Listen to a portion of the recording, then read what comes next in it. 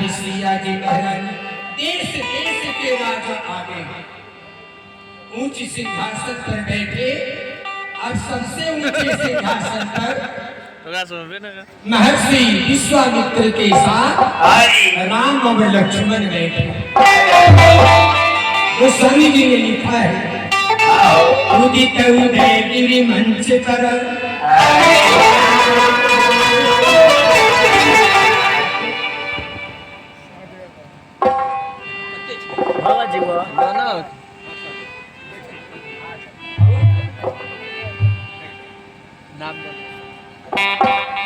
सहदेव भगत गोकुला निवासी की ओर से 100 रुपये का राशि परमात्मा पूरे परिवार सदा सुखी रखे, आनंद रखे। भैया जिस मंच पर महर्षि विश्वामित्र के साथ राम लक्ष्मण थे, इसके बारे में बहुत सुंदर गोस्वामी जी ने लिखा है। उदित उदय गिरि मंच पर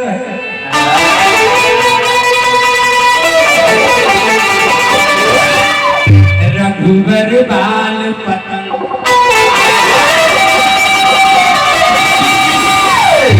जिसे संत सरोज सब लोचन। इसका भाव है कि ऐसे प्रतीत हो रहे हैं जैसे सबसे पहले पर्वत पर सूर्य उदय हो जाता और सूर्य उदय होने से जिस तरह उलुआ छिप जाता है, कमल फूल जाता है, उसी तरह जितने करने वाले राजे थे सब छुपने लगे। इधर किशोरी जी मैया पार्वती के दरबार में एक माला लेके खड़ा रहे, एक माला लेने खड़ा रहे, आंख बंद के ले लो, मन में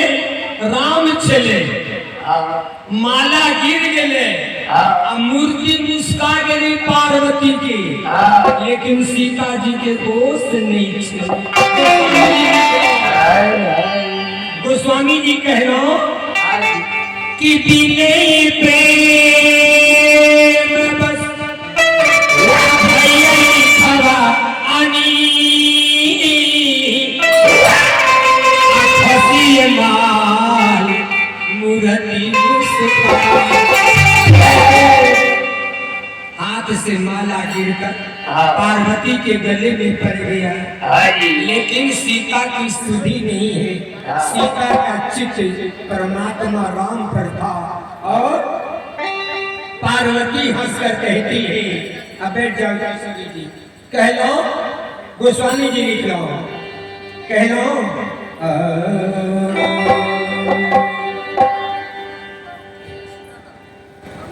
कि राज विधि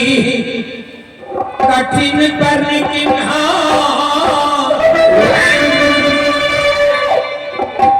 अरे शिव धनुहा धरवाया है।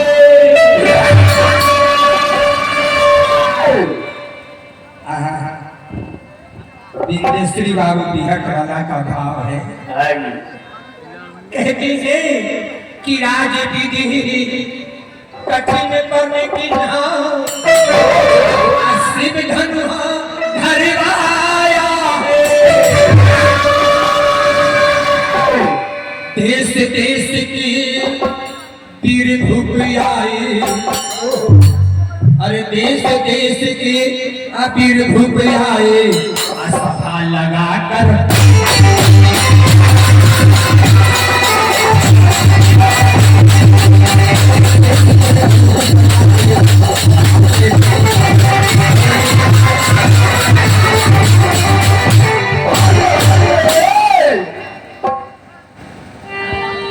कह लो कि तिर भर धनुहा हिले न डोले, भूप भी सवे शर्माया है। तिल भर धनुहा हिले न डोले सारे भूप शर्माया बीच सभा में जनक जी आकर अरे बीच सभा में जनक जी आकर तीरों को लल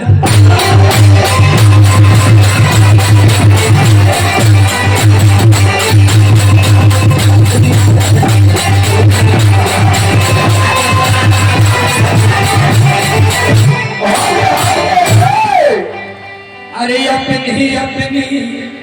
घर को जाए वीर लोग जो आए हैं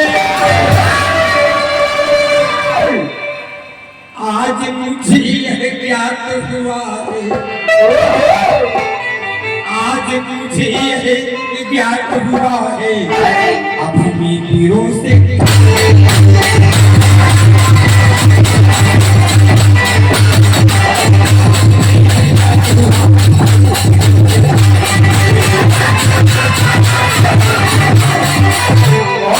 आज मुझे यह ज्ञात हुआ है भूमि तीरों से खाली सारे वीर धूप दाव लगाए लेकिन गोस्वामी जी कहते हैं कि रावण बाण छुआ नहीं चापा रावण ने धनुष छुआ ही नहीं जब रावण ने धनुष छुआ ही नहीं तो आया था क्यों भैया ये कथा बताओ नए वाल्मीकि रामायण में रामचरितमानस ये कथा पद्म पुराण में भजन गाने के लिए कथा पढ़ना पड़ेगा कहा कह लो भैया रावण एक दिन पहले आयो तो जब सब राजा खा पी कर सो गए रावण चुरा के चुटके से पिनाक धनुष के लगे गेलो आधी रात में अजमा कर देखल कि उठे छै कि नहीं उठे जेना उठावे गेलो धरती माता कर्ष के पकड़ लेलो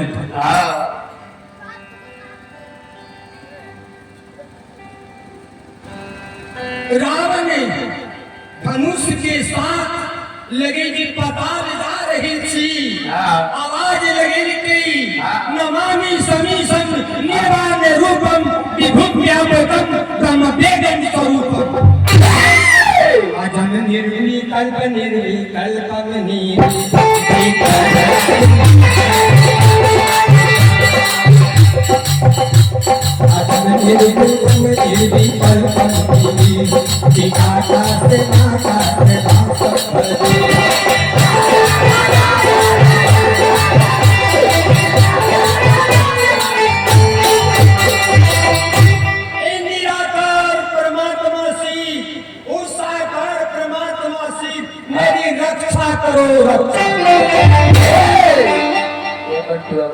बाबा प्रकट हो गए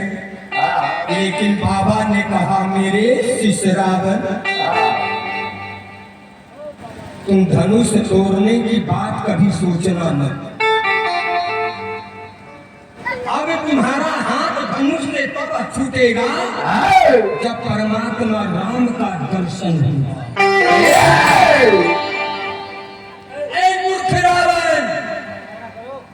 तुझे पता नहीं है मेरा वरदान है पिनाक को कि त्रेता युग में जब रामाय अवतार होगा तो ठाकुर परमात्मा राम के उत्थान से पिनाक का उद्धार होना है करने आया तुम्हारा बाप का क्या लगता है करने चलाया लंका से बाबा ने कहा परमात्मा जरा दर्शन दे दीजिए चिरवा का आधी रात में परमात्मा राम प्रकट हुए बच गया इसलिए एक पल होकर के रावण ने धनुष नहीं छुआ, तो स्वामी जी ने लिखा रावण बाण छुआ नहीं, लेकिन रावण ने खेल कर दिया। रावण ने देखा जब हमसे न धनुष टूटे किसी से न टूटे। एक अंधेरा रहे छे एक आंख से, और कहे छे या भगवान सब दोनों आंख से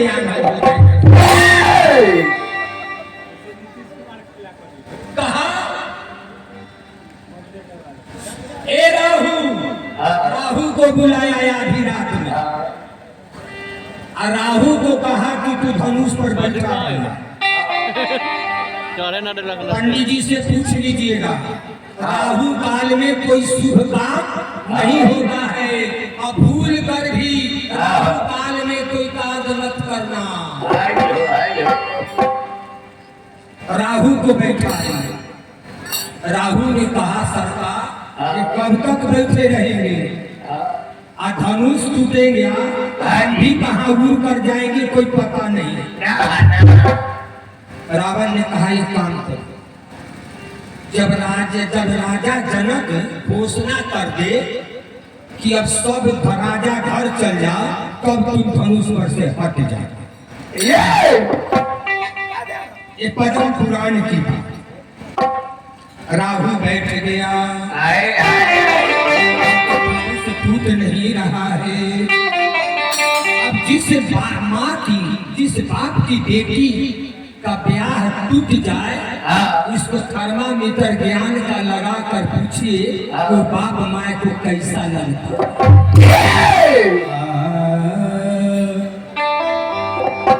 अरे ऊंची